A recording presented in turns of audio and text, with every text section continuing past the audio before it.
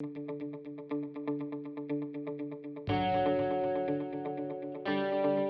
morning. My name is Chris Fox, and today we're talking about vision. And no, I'm not talking about actual vision. And yes, I realize I'm wearing glasses, so I do see the pun there. No, I'm talking about like purpose, a vision of what you are trying to achieve.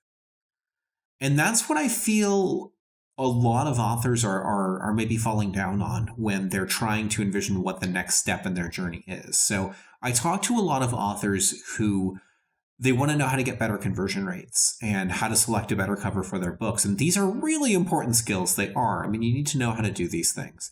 But those are supposed to, in my mind at least, be part of a larger whole.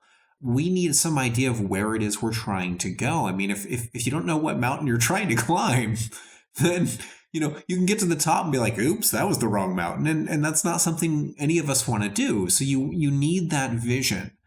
And that vision doesn't have to take in the entire journey, although it's helpful if you're aware of what it is. If you're looking at the mountain in front of you, you don't want to just stare up at the peak.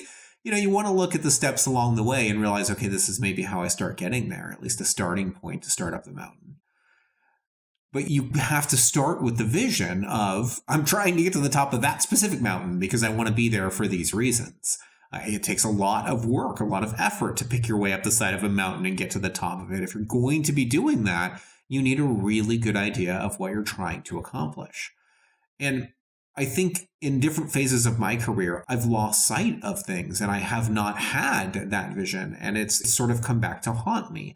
I've chased trends and I've worked on series and then, set them aside for a while, instead of having a good long-term vision. And that's probably the biggest change for me in 2020 and going forward.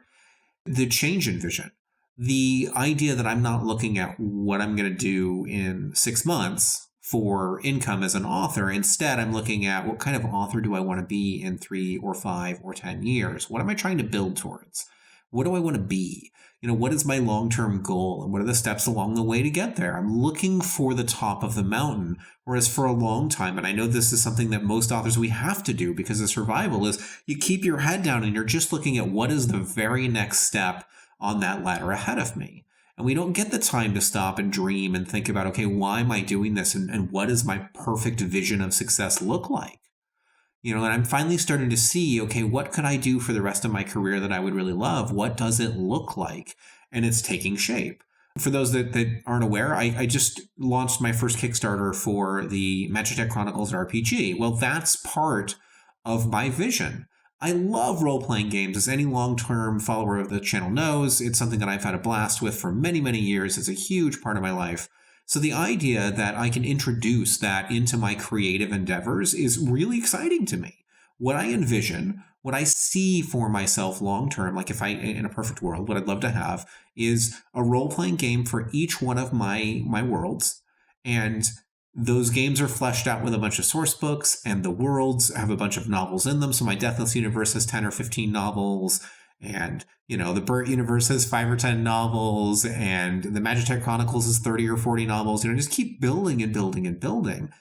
That's what I want to do. And I see myself having this vast property that someone could get lost in for many hundreds of hours. I want to create the kind of universe that I grew up with. So I've seen this done well. I've played things like Warhammer 40K or Shadowrun. And so now because of these things I've observed, I've crafted my own vision and decided, okay, I want the 22nd century equivalent of that for myself. I want to create this lasting intellectual property, and I can see in my head what that looks like. And I'm finally marching in a direction I'm happy with in that regard. And for many parts of my career, it's just the survival mentality of this is what's selling, and so this is what you need to be writing. And I think that can be a great way to make income, and kudos to you if you can do it month in and month out. But at some point I had to take a step back and stop focusing on what's hot right now, what should I be working on this month, and start thinking about the sales cycle is going to turn 3 or 4 or 5 more times in my lifetime. To use vampires as an example, I read a wonderful article from Anne Rice a number of years back, and she pointed out that it's cyclic.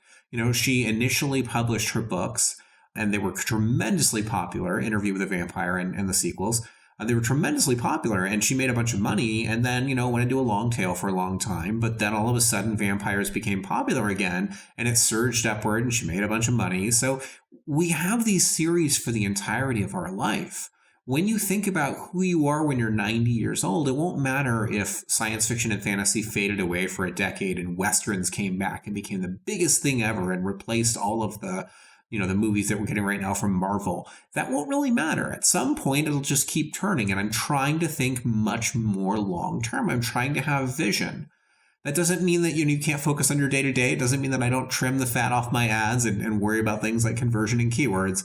But it does mean I'm driven by a desire to create something specific. I know what I'm building now, and I'm sort of building in a specific direction. So I don't know, if you don't feel like you have a vision, if you don't feel like you have a reason for the writing that you're doing, maybe take some time and think about it. Have a glass of wine or some beer or whatever your drug of choice is, and sit back and think about it. Who do you want to be as an author? You're wildly successful. It's 40 or 50 or 60 years or however long you want it to be from now, and you're sitting down staring out over the railing in your backyard. What does it look like? Where are you? What is your author life like, and what have you achieved?